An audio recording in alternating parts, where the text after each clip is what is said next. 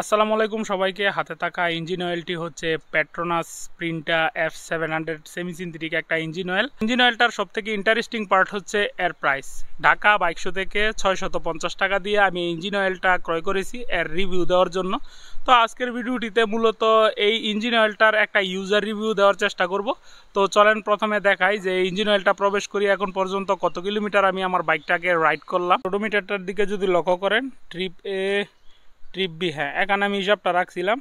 তো 1196 কিলো, প্রায় 1200 কিলোমিটারের মতো এই ইঞ্জিন অয়েলটা প্রবেশ করিয়া আমার রাইড করা হয়ে গেছে। তো চলেন আপনাদেরকে দেখাই যে ইঞ্জিন অয়েলটার কালারটা আপাতত কীরকম। এখন পর্যন্ত ইঞ্জিন অয়েলটা পুরো কালো হয় নাই বা গাদ সৃষ্টি হয় নাই, খুবই চমৎকার আছে এর কালারটা। একটা ইঞ্জিন অয়েল কতটুকু ভালো এটার সম্পূর্ণটাই নির্ভর করে এই ইঞ্জিন অয়েলটার পারফরমেন্সের উপর। তো এই ইঞ্জিন অয়েলটার পারফরমেন্সটা কীরকম এবং যারা কিনা একটা অল্প টাকার মধ্যে ভালো ইঞ্জিন অয়েল খুঁজছেন, তো এই ইঞ্জিন অয়েলটা আপনাদের জন্য কতটুকু আইডিয়াল হবে মূলত এই নিয়ে আজকে বলার চেষ্টা করব। টেকনোলজি যা ইঞ্জিনের অতিরিক্ত চাপের জন্য সৃষ্ট বাইকের ধীর গতি এবং বিরক্তিকর শব্দ কমায়, ফলে আপনি পাবেন পারফেক্ট রাইডিং এর নিশ্চয়তা। তাই ইঞ্জিনের দীর্ঘস্থায়িত্ব এবং নিশ্চিন্ত রাইডের জন্য আজই ব্যবহার করুন পেট্রোনাস। তো এই ইঞ্জিন অয়েলটা নিলাম পেট্রোনাস সেমি সিনথেটিক, এটার রিভিউ হবে। তো আপাতত ওভার প্রাইস মেলা উপলক্ষে 650 টাকা দিয়েছে। পারফরমেন্সের ব্যাপারে বলার আগে যদি এর প্রাইজিংটা নিয়ে বলি, তাহলে বাজারে থাকা যতগুলো সেমি সিনথেটিক ইঞ্জিন অয়েলগুলো আছে, আমরা যদি পপুলার ব্র্যান্ডগুলোর কথা চিন্তা করি তাহলে এর প্রাইসটা প্রায় 1000 টাকার উপরে বা 1000 টাকার মতো পড়ে যায়, যা হিউজ একটা অ্যামাউন্ট একটা সেমি সিনথেটিক ইঞ্জিন অয়েলের জন্য। তো এই ইঞ্জিন অয়েলটা আপনারা 6 থেকে 700 টাকার ভেতরেই পেয়ে যাওয়ার কথা। আমি এটা 2200 থেকে কিনেছিলাম, তো দাম পড়েছে 650 টাকা। এর সাথে একটা টি শার্ট দিয়েছে খুব সুন্দর। তার পাশাপাশি আমি 2টা ইঞ্জিন অয়েল নিয়েছিলাম এবং একটা পাসপোর্ট হোল্ডার দিয়েছে। তো যাই হোক, সেটা বিষয় না। যেহেতু এই ইঞ্জিন অয়েলটা একটা মিনারেল ইঞ্জিন অয়েলের প্রাইস পয়েন্টে আসে, তাই এটা ফুল সিনথেটিক ইঞ্জিন অয়েলের সাথে তুলনা করা নেহাত বোকামি ছাড়া আর কিছুই না। তো আমার বাইকিং কেরিয়ারের বা আমার বাইক চালানোর কেরিয়ারের শুরুটাই হয় মিনারেল ইঞ্জিন অয়েল দিয়ে। মতুলের যেই মিনারেল ইঞ্জিন অয়েলগুলো পাওয়া যায় ওই ইঞ্জিন অয়েলগুলো দিয়ে আমি আমার মোটরসাইকেলটা রাইড করতাম, শুরুর দিকের কথাগুলো বলছি। তো এরপর আস্তে আস্তে ফুল সিনথেটিকে আমি শিফট হই। তো এখন আপাতত এই সেমি সিনথেটিক ইঞ্জিন অয়েলটা আমার বাইকে আমি প্রবেশ করিয়েছি। তো ডেফিনেটলি যে কোনো মিনারেল ইঞ্জিন অয়েল থেকে আপনি এই সেমি সিনথেটিক ইঞ্জিন অয়েলের পারফরমেন্স অনেক ভালো পাবেন। আপনি যখন আপনার বাইকে একটা নির্দিষ্ট ইঞ্জিন অয়েল ব্যবহার করবেন এবং যখন ব্র্যান্ডটা পরিবর্তন করে অন্য একটা ব্র্যান্ডে শিফট করবেন, একটা বেসিক একটা ব্যাপার যে আপনার বাইকের ইঞ্জিনটা একটু বেশি ওভারহিট হবে বা একটু অতিরিক্ত গরম হবে। তার পাশাপাশি পারফরমেন্সটা খুব দ্রুত পাওয়া যাবে না। তো এই ইঞ্জিন অয়েলটা বাইকে প্রবেশ করানোর পর যখন প্রায় 400 কিলোমিটার হয়ে যায়, তখন থেকে মূলত আমি এই ইঞ্জিন অয়েলটার যেই অ্যাকচুয়ালি যেই পারফরমেন্সটা আছে বা যেই একজ্যাক্ট যেই পারফরমেন্সটা আছে সেটা আমি পাওয়া শুরু করি। তো এই ইঞ্জিন অয়েলটা বাইকে প্রবেশ করানোর পর কিছু বিষয় আমি লক্ষ্য করলাম যে বাইকের ইঞ্জিনটা অনেক স্মুথ লাগছে, যেহেতু একটা সেমি সিনথেটিক ইঞ্জিন অয়েল। আমি যখন মিনারেল ইঞ্জিন অয়েল ভরে বাইকে প্রবেশ করিয়ে রাইড করতাম, তার থেকে এর স্মুথনেসটা আমি অনেক ভালো পাচ্ছি। বলতে গেলে সিনথেটিক লেভেলের না হলেও মোটামুটি ভালো একটা স্মুথনেস পাওয়া যায়। ইঞ্জিন অয়েলটা বাইকে প্রবেশ করিয়ে আমি ঢাকাও অনেকবার গেছি এবং জ্যামের মধ্যে আমার পরে থাকতে হয়েছে অনেকক্ষণ ধরে। তো আমার কাছে কখনো এরকম মনে হয় নাই যে বাইকের ইঞ্জিনটা একটু ওভারহিট হচ্ছে বা অতিরিক্ত হিট হয়ে যাচ্ছে।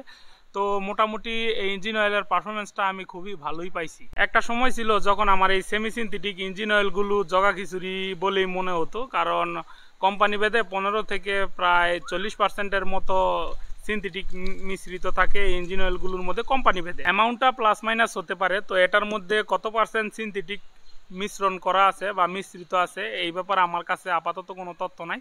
তো এই ইঞ্জিন অয়েলটা বাইকে প্রবেশ করিয়ে আমি রাইড করার পর সত্যি আমার এই সেমি সিনথেটিক ইঞ্জিন অয়েলগুলোর ব্যাপারে ধারণা চেঞ্জ হয়ে গেছে, খারাপ বলার সুযোগ নাই। তো এর আগে যে ইঞ্জিন অয়েলটা বাইকে ছিল সেটা ছিল ক্যাস্ট্রল পাওয়ার ওয়ান রেসিং ফুল সিনথেটিক একটা ইঞ্জিন অয়েল। এর রিভিউ আমার এই ইউটিউব চ্যানেলে এবং ফেসবুক পেজে দেওয়া আছে, লিঙ্ক ডেসক্রিপশন বক্সে দেওয়া থাকবে, চাইলে দেখতে পারেন। ওই ইঞ্জিন অয়েলটাও খুবই ভালো একটা ইঞ্জিন অয়েল এবং খুব ভালো একটা দামে আমি পাইছিলাম। তো এই ইঞ্জিন অয়েলটা না, আপনারা যে কোনো ইঞ্জিন অয়েল সম্পর্কে যদি একটা ধারণা নিতে হয় তাহলে আপনার নিজের বাইকে এই ইঞ্জিন অয়েলটা প্রবেশ করিয়ে রাইড করে তারপরে ওই ধারণাটা আপনার নিতে হবে। আমরা যতই ভিডিও বানাই না কেন, দিন শেষে আপনি যতক্ষণ একটা প্রোডাক্ট ব্যবহার না করবেন ততক্ষণ পর্যন্ত একটা প্রোডাক্টের একজ্যাক্ট যে পারফরমেন্সটা আছে ওইটা আপনি বুঝতে পারবেন না। এই ইঞ্জিন অয়েলগুলোর ভিডিও আপনারা ইউটিউবে বা ফেসবুকে বা মার্কেটিংগুলো দেখতে পারবেন। ওই ইঞ্জিন অয়েলগুলোর ব্যারিয়ার থেকে বেরিয়ে এসে অন্যান্য ব্র্যান্ডগুলো আপনাদের ট্রাই করা উচিত। এতে করে দেখবেন যে ইঞ্জিন অয়েলের যে মনোপলিটা আছে সেটা অনেকাংশেই ভেঙে দেওয়া সম্ভব। যেমনটা আমি যদি বলি যে মতুল ইঞ্জিন অয়েলের কথা যদি বলি, বা লিকুমল ইঞ্জিন অয়েলের কথা যদি বলি, বা শেল অ্যাডভান্স আলট্রা যে ইঞ্জিন অয়েলটা আছে ওই ইঞ্জিন অয়েলগুলোর কথা যদি বলি, তাহলে এর ফুল সিনথেটিক ইঞ্জিন অয়েলের প্রাইস একবার চিন্তা করেন যে কত, একদম মানে 1200 টাকা থেকে শুরু একদম 1600 টাকার মতো প্রায় পড়ে যায় ব্র্যান্ড ওয়াইজ। এই তিনটা ব্র্যান্ডের কথাই যদি বলি, এই ব্র্যান্ডের যদি সেমি সিনথেটিক ইঞ্জিন অয়েলগুলোর কথা বলি, তাহলে ওই ইঞ্জিন অয়েলগুলো আপনার প্রায় 1000 টাকার কাছাকাছি পড়ে যায়। এর মধ্যে থেকে আমাদের দেশে পাওয়া যায় এই ধরনের ইঞ্জিন অয়েলগুলো অবশ্যই আমাদের ব্যবহার করে দেখা উচিত।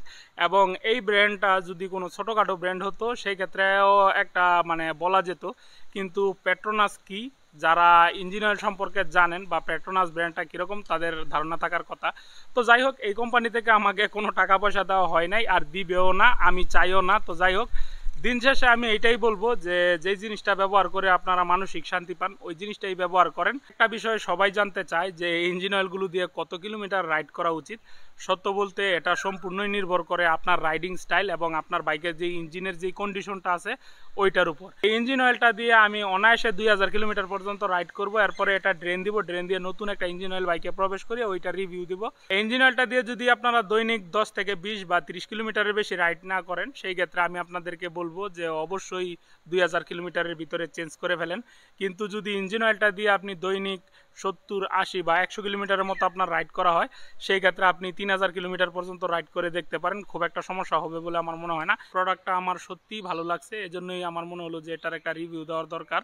তো এই ছিল এটার রিভিউ। এক কথায় যদি বলি তাহলে মাখন খুব ভালো একটা ইঞ্জিন অয়েল, আপনারা এটা অবশ্যই ব্যবহার করে দেখতে পারেন, হতাশ হবেন না। এবং এই ইঞ্জিন অয়েলটা ব্যবহার করার ক্ষেত্রে সবসময় ইঞ্জিন অয়েলের যে গ্রেড আছে এটা মেনটেন করার চেষ্টা করবেন। আমার মোটরসাইকেলটা হচ্ছে জিক্সার মনোটন, তো এটা কোম্পানি থেকে রেকমেন্ড করে 10W40 বা 20W40। আমরা সবসময় 10W40 দেওয়ার চেষ্টা করি।